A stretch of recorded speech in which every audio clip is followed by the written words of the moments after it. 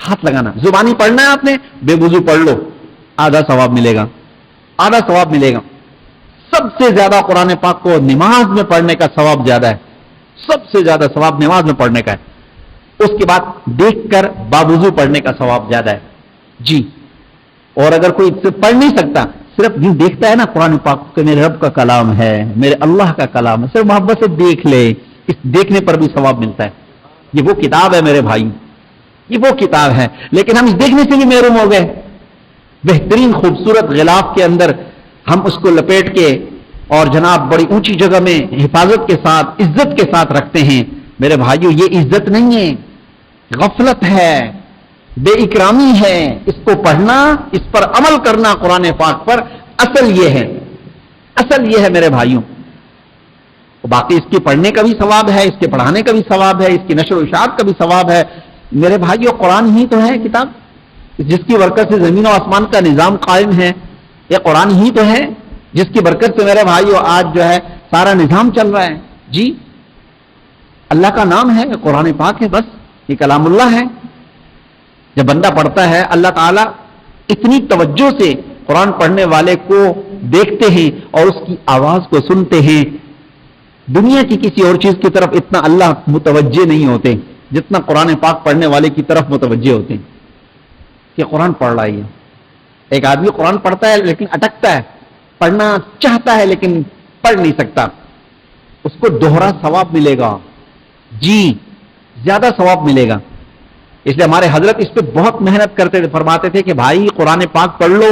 بہت سارے مسلمان نماز پڑھتے ہیں, اچھے خاصے ہوں گے, لیکن قرآن پڑھنا نہیں آتا, قرآن پڑھنا نہیں آتا. کیوں بھائی, مسلمان ہے, قرآن پڑھنا نہیں آتا, کیسی بات کی آپ نے؟ کوشش کرو, محنت کرو. ہمارے حضرت اس پہ بڑی توجہ دیتے تھے, فرماتے تھے قرآن کی تلاوت روز کرو. ناشتہ روز کرتے ہو, پراٹھا روز کھاتے ہو, چائے روز پیتے ہو, تو قرآن کی تلاوت بھی روز کرو. ایک پارا نہیں تو آدھا پارا, آدھا نہیں تو پاؤ, پاؤ نہیں تو حضرت فرماتے تھے ایک صفحہ. ہمارے حضرت فرماتے ایک صفحہ بھی نہیں پڑھ سکتے, آدھا صفحہ پڑھ لے بھائی, آدھا صفحہ پڑھ لے. یہاں تک حضرت فرماتے ہیں کہ بھائی بس تھوڑا سا نفس کو بہلا پسلا کے, میں پڑھتا نہیں ہوں, بس قرآن شریف کو ذرا میں دیکھ لوں, بس آگے جا کر ایسے قرآن پاک کو دیکھ لو. اب کھول تو لیا, تھوڑا سا پڑھ لیتا ہوں, تھوڑا سا پڑھ لیتا ہوں, 2-3 سطریں پڑھ لیتا ہوں, بس 2-3 سطریں پڑھ لی, اب 2-3 اور پڑھ لیتا ہوں, 2-3 اور پڑھ لیتا ہوں, صفحے تک کھینچ کے لے جاؤ. نفس کو الو بناتے رہو, وہ جلدی الو بن جاتا ہے, بہت جلدی. اتنا بچے بھی الو نہیں بنتے جتنا یہ نفس الو بن جاتا ہے. بڑا بدماش ہے, بڑا بدماش, ایسے ایسے گناہ کروا دیتا ہے میرے بھائیوں, ہمیں الو بنا دیتا ہے. ہمارے دن فرماتے ہیں اس کو الو بناؤ قبل اس کے کہ یہ تمہیں الو بنا دیں. اب میرے بھائیوں مجھے بتاؤ کہ جس نے داڑھی رکھی ہوئی ہے, اس کی داڑھی میں سفید بال بھی ہیں, اور وہ کسی لڑکی کو دیکھ رہا ہے, تو یہ الو نہیں ہے؟ الو تو بن گیا نا, نفس نے اس کو الو بنا دیا. ایسے الوؤں کی طرح دیکھ رہا ہے, بے وقوف بنا ہوا ہے. لوگ بھی کہیں گے کہ بچے بھی کہیں گے کہ بڑے میاں کو کیا ہو گیا, اور جناب لڑکی کو دیکھے جا رہا ہے, دیکھے جا رہا ہے, کہاں تک دیکھ رہا ہے, دیکھ رہا ہے, مسلسل دیکھ ہی رہا ہے. کیوں بھائی؟ نفس نے الو بنا دیا. نہیں تو یہ نفس کو الو بنا سکتا تھا. دیکھنے میں کیا فرق, کیا ہے, نہیں دیکھتا میں. نفس اگر یہ کہتا ہے کہ بس دیکھ لو کیا حرج ہے, بولو نہ دیکھنے میں کیا حرج ہے, تو دیکھنے کی دعوت دے رہا ہے, دیکھ لو, کوئی فرق نہیں پڑتا. میں یہ کہتا ہوں کہ نہیں دیکھتا, کوئی فرق نہیں پڑتا. جیسے تو کہہ رہا ہے میں ویسے کہہ رہا ہوں, تو کہتا ہے دیکھنے سے کوئی فرق نہیں پڑتا, میں کہتا ہوں نہیں دیکھتا, میں کیا فرق پڑے گا, نہیں دیکھتا, بس نہیں دیکھتا. بھائی یہ مقابلہ ہے, تھوڑا سا اس سے کرنا ہے.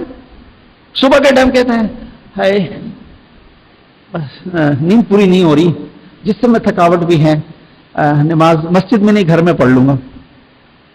ان کا ٹھیک ہے, گھر میں پڑھ لیتے ہیں, کوئی مسئلہ تھوڑی ہے. گھر میں سنتیں پڑھنی چاہیے, میں وضو کر کے گھر میں سنتیں پڑھ لیتا ہوں. گھر میں سنتیں پڑھ لی, وضو کر لیا, کہا بس وہ صبح کی ہوا خوری جو ہے نا وہ بھی اچھی چیز ہے, تھوڑا سا نیچے باہر نکل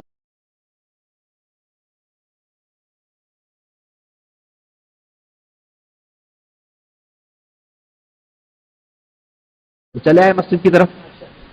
ایسے الو بنا بنا کے اس کو کام لو دین کے, خود بخود کرے گا. اور اگر پہلے سے ہی سوچ لیا کہ جی مسجد میں جانا پڑے گا, تو وہ پھر وہ بستر سے اٹھنا مشکل ہو جائے گا, بستر سے اٹھنا مشکل ہو جائے گا. نہ چت کر سکے نفس کے پہلوان کو, نہ چت کر سکے نفس کے پہلوان کو, تو یوں ہاتھ پاؤں بھی ڈھیلے نہ ڈالے. ارے تو اس سے کشتی تو عمر بھر کی ہے، کبھی وہ دبا لے کبھی تو دبا لے. ہمارے حضرت فرماتے انشاءاللہ آخر میں تو ہی دبائے گا.